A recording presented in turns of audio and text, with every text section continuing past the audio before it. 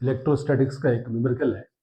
इसके अंदर two similarly equally charged identical metal spheres A and B repel each other with a force of 2.0 into 10 की power -5 Newton. यहाँ पर क्या क्या बातें दे रखी है, बहुत ही ज्यादा अच्छी बातें लिखी हुई है, इनको बहुत अच्छी तरह से समझना है। यानी कि ये दो हमारे पास आइडेंटिकल आइडेंटिकल मतलब बिल्कुल एक जैसे, ठीक है ना।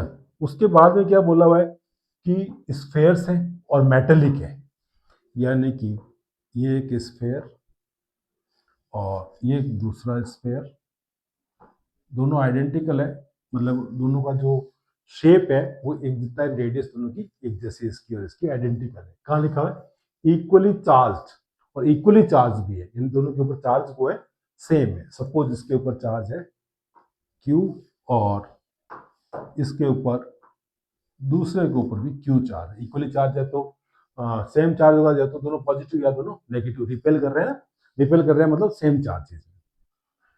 अब दोनों के बीच में जो फोर्स ऑफ रिपल्सन है, वो फोर्स ऑफ रिपल्सन कितना आया हुआ है? ये वाला, मीन्स दोनों के बीच का force of repulsion F is equals to क्या आ जाएगा? K और Q1 Q2 दोनों ही Q है, अपॉन बीच की डिस्टेंस को अपन R ले लेते हैं, ये वाली डिस्टेंस इसको अपन R ले लेते हैं, तो K Q Q और R स्क्वायर। बट इसकी वैल्यू दे रखी है हमारे को, वैल्यू कितनी है हमारे पास में? 2 इंटू 10 की पावर -5 न्यूटन दे रखी है। यहां तक कोई प्रॉब्लम नहीं, इक्वेशन नंबर फर्स्ट डाल दीजिए आप इसको। देन आगे बढ़ते कि a third identical uncharged sphere C, तो तीसरा कोई स्फीयर है ना, वो भी इनके जैसा ही है, उसको क्या करते हैं? टच्ड टू ए, अब ए को टच कर लेते हैं। ए कौन सा, बी कौन सा, मार्क कर लो। ये हमारे पास ए वाला है, ये हमारे पास बी वाला है। इसको अपन टच कर लेते हैं, किसको? सी वाला जो आइडेंटिकल नहीं है उसको, इसको टच कर लेते हैं। टच करके फिर मिड पॉइंट पे रख देते हैं इसको। अब टच करके मिड पॉइंट पे रखने की क्या कहानी है, उसका क्या थ्योरी है, उसको समझना पड़ेगा। देखो भाई, जैसे इसको टच करेंगे, ये वाला जो सी था ना, ये क्या था? अनचार्ज था। इसके ऊपर चार्ज कितना है? क्यू है। जैसे ही इसको इसको टच करेंगे तो दोनों के ऊपर जो चार्ज है ना वो डिस्ट्रीब्यूट हो जाएगा, यानी पहले क्यू था, अब चार्ज कितना हो जाएगा सेकंड कंडीशन में? Q/2, इसके ऊपर भी Q/2, इक्वल चार्ज डिस्ट्रीब्यूट हो जाता है। यानी चार्ज इसके ऊपर है, वो अनचार्ज था, जैसे टच किया चार्ज इक्वली डिस्ट्रीब्यूट हुआ, इसका चार्ज आधा उसके ऊपर चला गया। आइडेंटिकल है, सेम शेप के है, सेम साइज के हैं, तो अपन कह सकते हैं Q/2 और Q/2 हो गया। मिड पॉइंट पे रखा है तो बीच की डिस्टेंस R/2 और यहाँ पर भी R/2। अब आगे क्या बोला है? Then placed at the mid point between A and B calculate the net electrostatic force on C, यानी कि यहाँ पर नेट फोर्स फाइंड करना है। बहुत ही केयरफुली सुनना।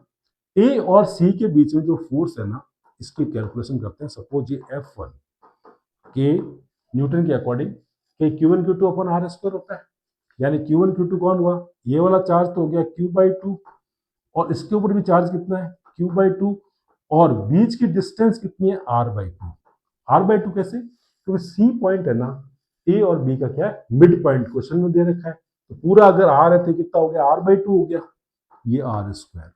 सिंप्लीफाई कर लो, ये K है, Q स्क्वायर, और ये हमारे अपॉन में 4, ये R स्क्वायर, और अपॉन 4 ऊपर चला जाएगा, 4 से 4 कैंसिल हो गया, यानी कि फाइनली मेरे पास आ गया KQ square upon R square, और ये हमारे पास वैल्यू F1 की आ गई।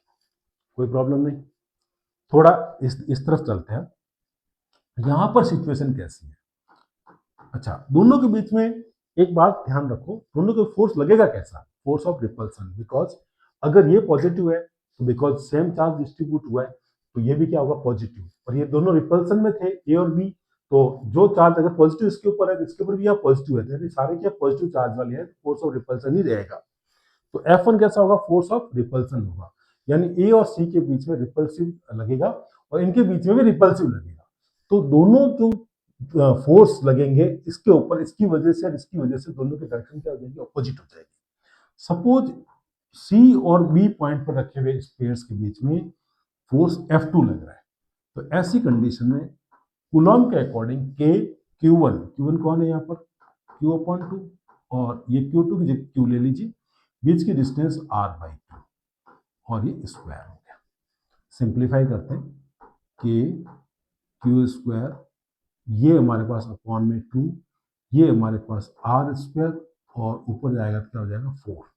कौन सा, ये वाला ऊपर चला जाएगा, सॉल्व करेंगे तो ये 2 आ जाएगा। मीन्स KQ² अपॉन R² और ये वाला 2 रह जाएगा। डन। अब F1 और F2 की डायरेक्शन क्या होगी, ऑपोजिट होगी। तो हमें तो क्या करना है, नेट फोर्स निकालना है। नेट फोर्स किसके ऊपर निकाल रहे हैं, सी पर।